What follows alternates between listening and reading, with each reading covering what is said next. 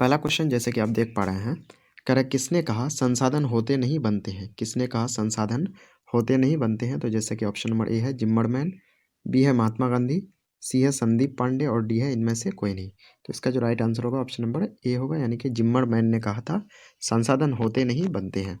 आगे सौर ऊर्जा निम्नलिखित में से कौन सा संसाधन है।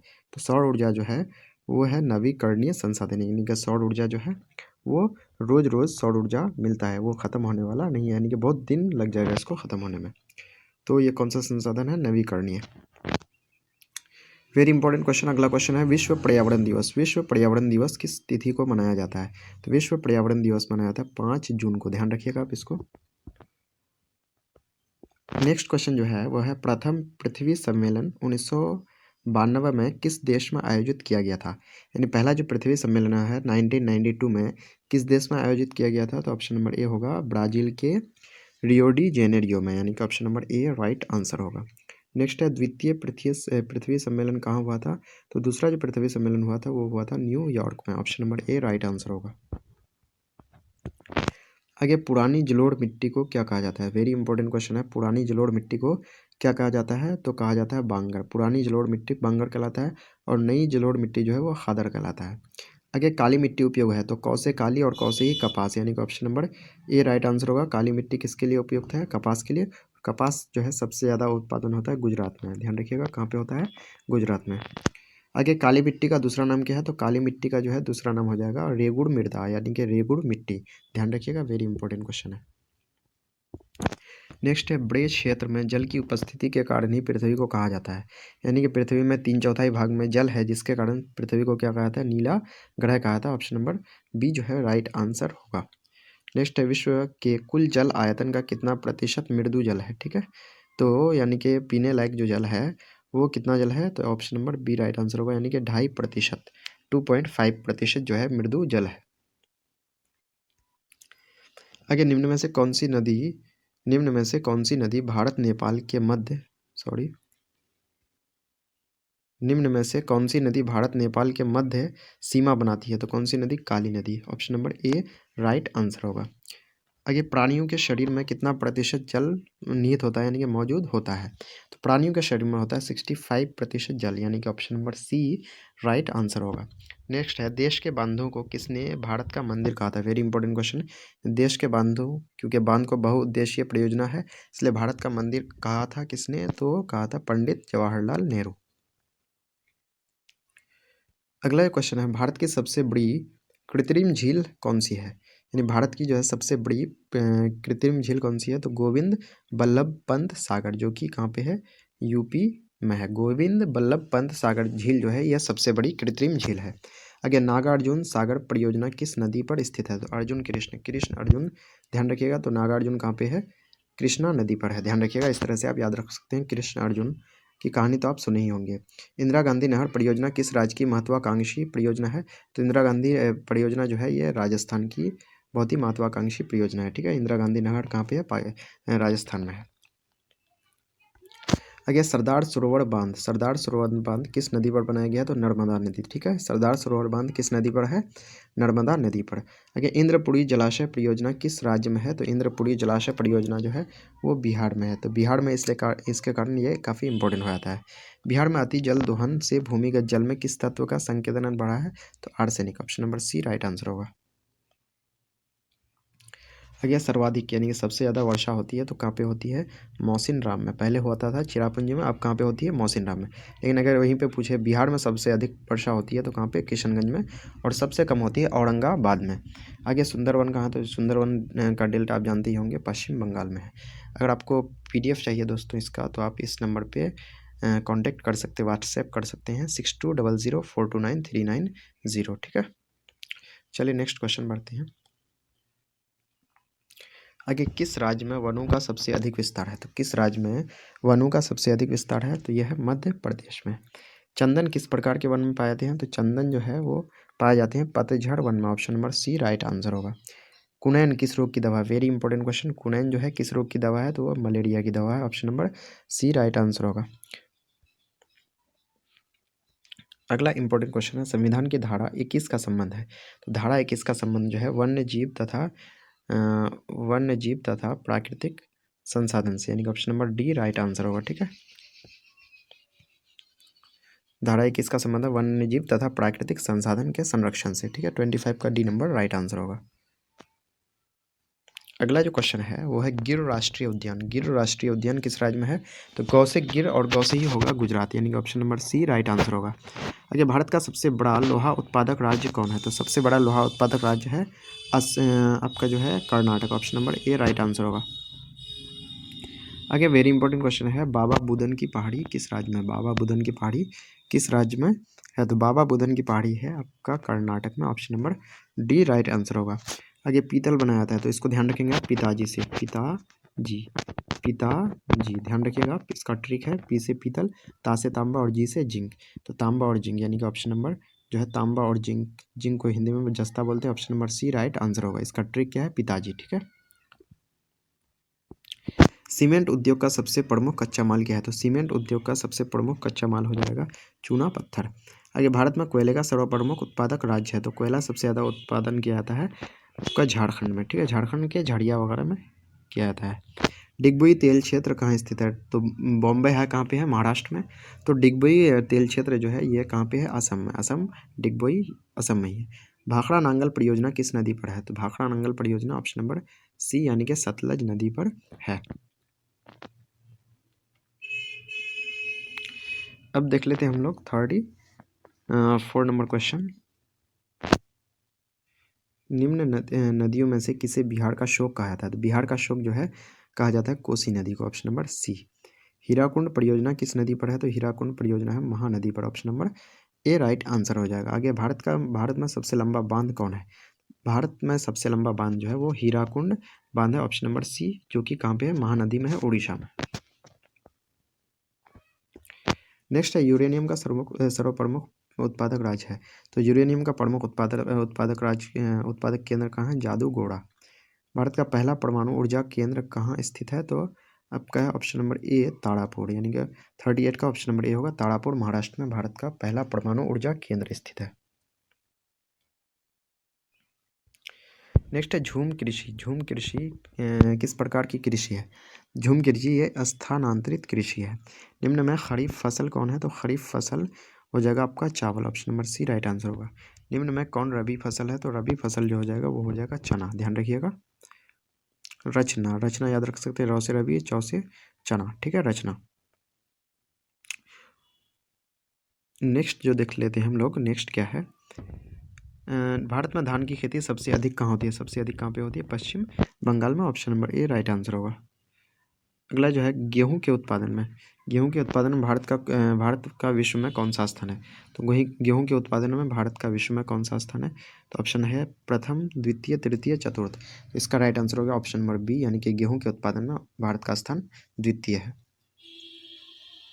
नेक्स्ट है दाल किस पौष्टिक अंश का स्रोत है? दाल किस पौष्टिक अंश का स्रोत है? तो option number B right answer होगा। दाल में क्या पाया जाता है सबसे ज़्यादा? तो ऑप्शन नंबर बी प्रोटीन पाया जाता है, option number B right answer होगा। चाय में किस पदार्थ की उपस्थिति के कारण ताजगी महसूस होती है?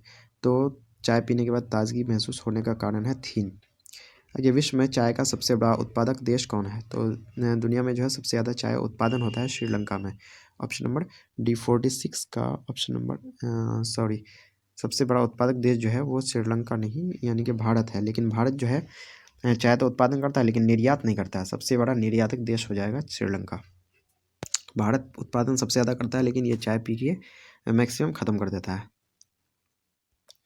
भारत का सर्वाधिक काजू उत्पादक राज्य कौन है? तो सबसे ज़्यादा जो काजू उत्पादन होता है वो आपका हो जाता है केरल में, option number D right answer होगा।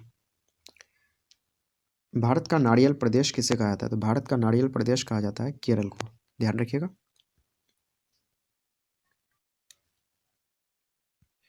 आगे, कपास की खेती के लिए कौन सी मिट्टी सर्वाधिक उपयुक्त होती है? तो कौसे कपास और कौसे ही क्या हो जाएगा? काली मिट्टी। आगे, उजला सोना किस पौधे को कहा जाता है? तो उजला सोना कहा जाता है कपास को। ठीक है, क्योंकि कपास किस रंग का होता है?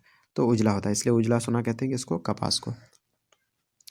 भारत में जूट की सबसे अधिक खेती कहाँ होती है? तो जूट की सबसे अधिक खेती हो जाती है आपका पश्चिम बंगाल में, यानी कि option number B right answer होगा। आगे अंतर्राष्ट्रीय फसल अनुसंधान केंद्र कहाँ स्थित है? Very important question. अंतर्राष्ट्रीय फसल अनुसंधान केंद्र कहाँ पे है? तो हैदराबाद में। Option number B right answer होगा। ठीक है, 52 का क्या हो जाएगा? बी। आगे ऑपरेशन फ्लड का दूसरा नाम क्या है? तो ऑपरेशन फ्लड, फ्लड मीन्स बाढ़ होता है, तो ऑपरेशन फ्लड का जो है वो दूसरा नाम श्वेत क्रांति है। ऑपरेशन फ्लड जो है वो दूध उत्पादन से संबंधित है, यानी कि श्वेत क्रांति किससे संबंधित है? दूध उत्पादन से। हरित क्रांति जो है वो फसल उत्पादन से है। आपका जो है पीली क्रांति जो है वो दलहन सॉरी जी दलहन उत्पादन से है। मुंबई में प्रथम सूती कपड़ा मिल किस वर्ष स्थापित की गई? मुंबई में प्रथम सूती कपड़ा मिल किस वर्ष स्थापित की गई थी? तो 54 का राइट आंसर हो जाएगा ऑप्शन नंबर सी, यानी कि 1854 में। उत्तर भारत का मैनचेस्टर किस शहर को कहा जाता है? तो उत्तर भारत का मैनचेस्टर कहा जाता है कानपुर को। Option number C right answer होगा। भारत का कौन सा राज्य शक्कर का कटोरा यानी कि चीनी का कटोरा कहलाता है? तो सबसे शक्कर का कटोरा कहलाता है उत्तर प्रदेश। अगर Tata iron and steel company यानी कि टिस्को की स्थापना कब की गई? तो 1907 ईस्वी में की गई थी टिस्को की स्थापना।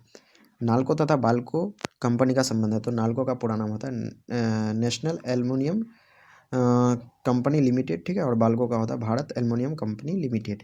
तो किससे है? एल्युमिनियम, यानी कि option number C right answer होगा। आगे किस रसायन को रसायनों का राजा कहा जाता है? तो किस रसायन को रसायनों का राजा कहा जाता है? तो ये कहा जाता है गंधक अम्ल को। ठीक है, सल्फर एसिड को। सीमेंट उद्योग का प्रमुख कच्चा माल है, तो सीमेंट उद्योग का प्रमुख कच्चा माल क्या हो जाएगा? चूना पत्थर। 60 का क्या हो जाएगा? Option number A. आगे बड़े आकार के जलपोतों या जहाज़ों का निर्माण स्थल कहाँ है? तो बड़े आकार के जलपोत या जहाज बनाए जाते हैं विशाखापट्टनम में। भारत का सिलिकॉन वैली या सिलिकॉन सिटी किस शहर को कहा जाता है? तो कहा जाता है बेंगलुरु को। सबसे ज़्यादा जो है इलेक्ट्रॉनिक सामान वहीं पे बनते हैं। आगे भोपाल गैस त्रासदी में किस गैस का रिसाव हुआ था? तो very important question. Bhopal gas त्रासदी में जो है वो हुआ था मिथाइल आइसोसाइनेट का। ठीक है, ध्यान रखेंगे आप लोग। आगे भारत में आगे क्वेश्चन है, भारत का सबसे लंबा राष्ट्रीय राजमार्ग कौन सा है? भारत का सबसे लंबा राष्ट्रीय राजमार्ग कौन सा है? तो NH7 यानी कि राष्ट्रीय राजमार्ग संख्या 7 जो है ये 7 सबसे लंबा राष्ट्रीय राजमार्ग है। वेरी इंपॉर्टेंट क्वेश्चन है ये।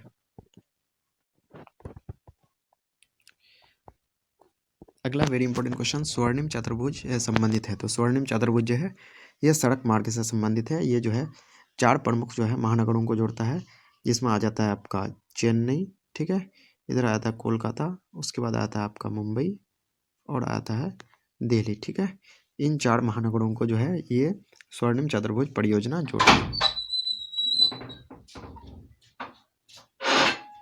अगला क्वेश्चन जो है वो स्वर्णिम चतुर्भुज परियोजना, स्वर्णिम चतुर्भुज महामार्ग इनमें से किस शहर को नहीं जोड़ती है? जैसे कि अभी बताया मैंने, जो चेन्नई को जोड़ती है, कोलकाता को जोड़ती है, दिल्ली को जोड़ती है और मुंबई को जोड़ती है। तो इनमें से कौन सा हो जाएगा? दिल्ली, मुंबई, चेन्नई, कोलकाता। तो दिल्ली तो है यहाँ पे, चेन्नई भी है, कोलकाता भी है, मुंबई ऑप्शन में है, तो गुवाहाटी को नहीं जोड़ती है। विश्व की सबसे ऊंची सड़क मार्ग है, तो विश्व की सबसे ऊंची सड़क मार्ग क्या हो जाएगा? लेह मनाली मार्ग, यानी कि option number C right answer होगा। यह सीमा सड़क संगठन का गठन किस वर्ष किया गया? सीमा सड़क संगठन का गठन किस वर्ष किया गया? तो 1960 में किया गया। Option number C right answer होगा। भारत में रेल मार्ग का शुभारंभ कब किया गया? तो भारत में रेल मार्ग 1853 में शुरू हुआ। राइट आंसर हो जाएगा ऑप्शन नंबर ए। भारतीय रेलवे की प्रशासनिक सुविधा के दृष्टिकोण से कितने क्षेत्रों में या कितने जोन में बांटा गया? तो 17 जोन में बांटा गया। 70 का सी राइट आंसर होगा। आगे राष्ट्रीय जलमार्ग संख्या 1, राष्ट्रीय जलमार्ग संख्या 1 भारत के किन 2 शहरों के मध्य स्थित है? तो एक है यानी कि फर्स्ट है तो यह है इलाहाबाद को हल्दिया से जोड़ता है, इलाहाबाद को हल्दिया से। जबकि सेकेंड जो है, सेकेंड में एस और लास्ट में डी आ रहा है। ठीक है, एस से सादिया और डी से धुबड़ी, यानी कि सेकेंड राष्ट्रीय जलमार्ग संख्या सेकेंड जो है वो सादिया को धुबड़ी से जोड़ता है, जबकि पहला जो है इलाहाबाद को हल्दिया से जोड़ता है।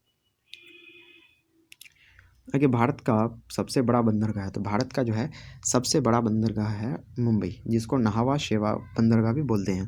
भारत में रेडियो का प्रसारण किस वर्ष हुआ? तो 1923 में हुआ। Option number B right answer होगा। आगे रेशम उद्योग का प्रसिद्ध केंद्र है, तो रेशमी शहर कहा जाता है भागलपुर को, सिल्क सिटी कहा जाता है भागलपुर को। आगे जनसंख्या की दृष्टि से भारत में बिहार का स्थान क्या है? तो जनसंख्या की दृष्टि से जो है भारत में बिहार का जो स्थान है वो है तीसरा। ठीक है, जबकि जो है आपका क्षेत्रफल की दृष्टि से जो है वो 13वां है। ठीक है। अगर नक्शे पर जलीय भाग को किस रंग से दिखाया जाता है, तो जल है इसका मतलब किस रंग से दिखाया जाएगा, नीले रंग से। ग्रैंड ट्रंक रोड का राष्ट्रीय राजमार्ग संख्या क्या है, यानी ग्रैंड ट्रंक रोड जो है वो किस राष्ट्रीय राजमार्ग को कहा जाता है, तो 77 का राइट आंसर होगा ऑप्शन नंबर बी यानी कि 2। तख्त श्री हरमंदिर जी साहब कहाँ स्थित है, तख्त श्री हरमंदिर साहब जो है वो पटना में स्थित है। अगर रियल वर्कशॉप कहाँ है, तो रियल वर्कशॉप कहाँ पे है, जमालपुर में है। कहाँ हो जाएगा, जमालपुर। निम्न में से किस स्थान को पक्षियों का स्वर्ग कहा जाता है, पक्षियों का स्वर्ग कहा जाता है कांवर झील, जो कि कहाँ पे है, बेगूसराय में है। तो दोस्तों इस तरह से जो है हम लोग यहाँ पे जो है वेरी इंपॉर्टेंट क्वेश्चंस किए हैं, जो है किसका, यहाँ पे ज्योग्राफी का हम लोग काफ़ी इंपॉर्टेंट क्वेश्चंस यहाँ पे कवर कर चुके हैं, जो कि आपके बोर्ड एग्जाम के लिए काफ़ी इंपॉर्टेंट है। तो इससे पहले पॉलिटिकल साइंस और हिस्ट्री का भी यहाँ पे जो है ऑब्जेक्टिव क्वेश्चंस कराया गया है पूरे बुक का। तो अगर आपको वीडियो अच्छा लगे तो वीडियो को लाइक करके शेयर कर दीजिएगा, और चैनल पर नए हैं तो चैनल को सब्सक्राइब करके बेल आइकन को प्रेस कर दीजिएगा। चलिए मिलते हैं नेक्स्ट वीडियो में। जय हिंद, जय भारत, अपना ख्याल रखिएगा।